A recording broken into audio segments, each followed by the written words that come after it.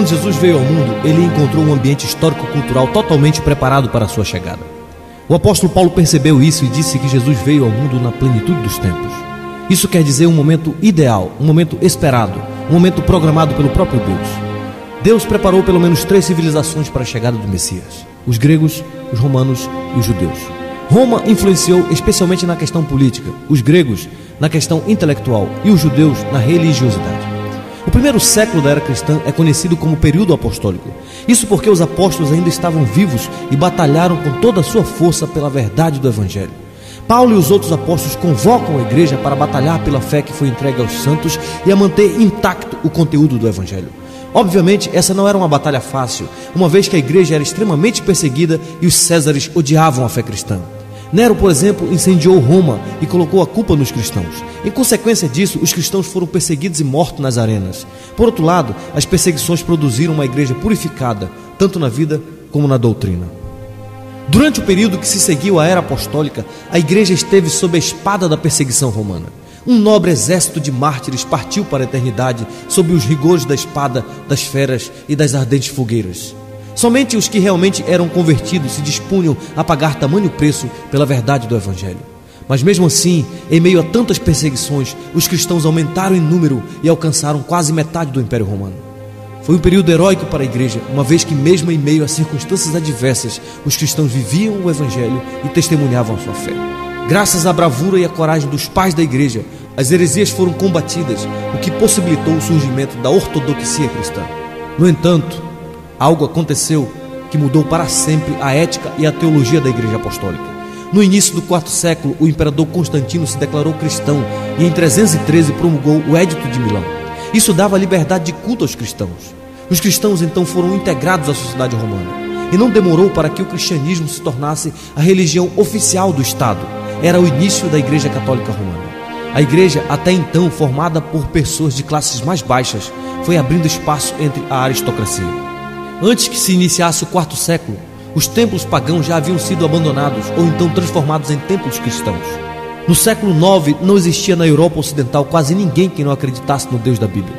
Parecia ser o triunfo do cristianismo, mas na realidade, tal popularidade produziu resultados catastróficos para a igreja. Para começar, todos queriam ser membros da igreja e quase todos eram aceitos, tanto os convertidos como os perversos. Homens mundanos e ambiciosos desejavam cargos na igreja a fim de obter influência social e política. Por volta do final da Idade Média, o cristianismo estava completamente fora dos padrões que os apóstolos deixaram. Mesmo dentro do clero, a condição moral era uma realidade alarmante. Embriaguez e adultério eram os menores vícios de uma liderança que havia apodrecido quase por completo. Mesmo os que se separaram do mundo em busca de uma espiritualidade sadia foram contaminados. A Trindade Santíssima não era mais o único objeto de culto. Maria e outros santos passaram a ocupar lugar de adoração no culto de Deus. As peregrinações a lugares sagrados conferiam graça aos fiéis. A missa tomou o lugar da ceia do Senhor. O cristianismo, assim como o paganismo, era simplesmente uma religião do medo e do pânico. Neste período de total abuso papal e de corrupção geral da igreja, Deus começou a levantar alguns movimentos de reforma. Homens como os valdenses no final do século XII, homens como John Wycliffe, que traduziu o Novo Testamento para o inglês, homens como John Hus, que proclamou a necessidade da libertação da autoridade dos abusos do Papa, homens como Jerônimo Savonarola na Itália. Esses homens começaram a gritar contra os abusos da igreja e a clamar em defesa da verdade apostólica. Mas o mundo não estava preparado para recebê-los, de modo que foram reprimidos com sangrentas perseguições. Nesse período também acontecia no mundo o despertar da Europa para o interesse pela literatura, pelas artes e pela ciência. Era a chegada do Renascimento. Na Alemanha, na Inglaterra e na França, o Renascimento possuía um sentimento religioso. E isso despertou um novo interesse pelas escrituras sagradas. Isso levou o povo a investigar os verdadeiros fundamentos da fé cristã, independentemente dos dogmas de Roma. Antes de se inventar a imprensa, os livros eram copiados à mão. Mas a imprensa possibilitou o uso comum das escrituras e incentivou a tradução e a circulação da Bíblia em todos os idiomas da Europa. A chama da reforma começou a arder primeiramente na Alemanha, sob a direção do monge Martinho Lutero, que era professor da Universidade de Wittenberg. Lutero visitou a cidade de Roma e ficou escandalizado com o declínio moral dos líderes religiosos. Lutero passou por crises espirituais profundas. Ele temia que o Deus justo não o aceitasse. Por isso, ele se desdobrava em penitências religiosas para conseguir méritos diante de Deus. Como resultado do estudo sério da Bíblia, descobriu e entendeu a poderosa doutrina da justificação pela fé. Isso foi revolucionário para ele. Ele encontrou paz e descanso para sua alma na cruz de nosso Senhor Jesus Cristo e começou a pregar a sua descoberta na cidade de Wittenberg. O Papa Leão X, querendo arrecadar fundos para terminar as obras do Templo de São Pedro em Roma, permitiu que João Tetzel percorresse a Alemanha vendendo indulgência que garantiam perdão dos pecados. Lutero ficou extremamente indignado com tal pregação e começou a denunciar como falso o ensinamento de Tetzel. Na manhã do dia 31 de outubro de 1517, Lutero afixou as suas 95 teses na porta da Catedral de Wittenberg e com tal atitude estava deflagrado o grito da Reforma. Seus ensinos foram condenados e no mês de junho de 1520, Lutero foi excomungado pelo Papa Leão X. No dia 17 de abril de 1521, Lutero compareceu à Dieta de Worms. Ali Lutero reafirmou a sua fé no Evangelho Apostólico. E quando foi obrigado a renunciar a seus ensinamentos, Lutero respondeu: é impossível retratar-me, a não ser que me provem que estou laborando em erro, pelo testemunho das Escrituras ou pela razão evidente. Não posso confiar nas decisões dos concílios e dos papas, pois é evidente que eles não somente têm errado, mas se têm contradito uns aos outros.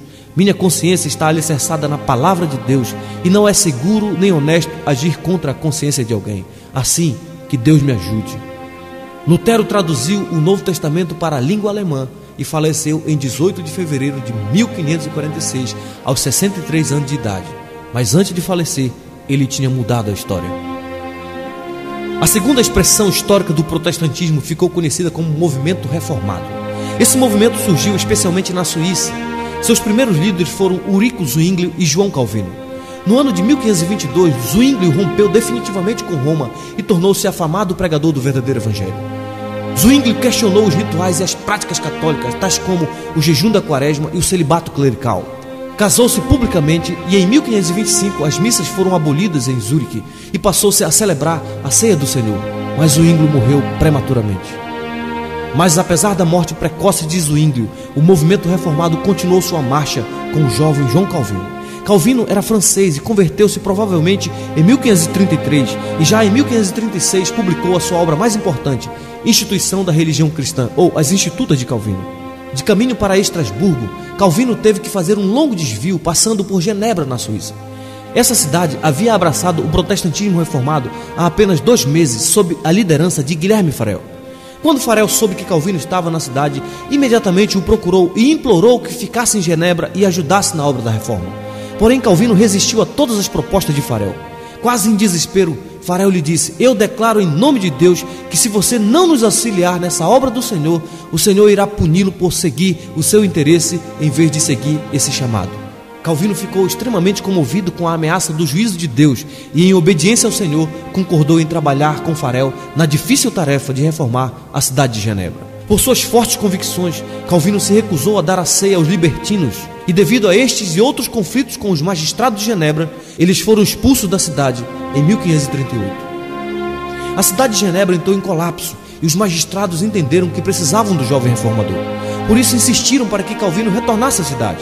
A princípio, João Calvino não aceitou o convite, mas com a insistência das autoridades, voltou a Genebra em 1541 e começou a sua obra de reforma que abalaria o mundo inteiro.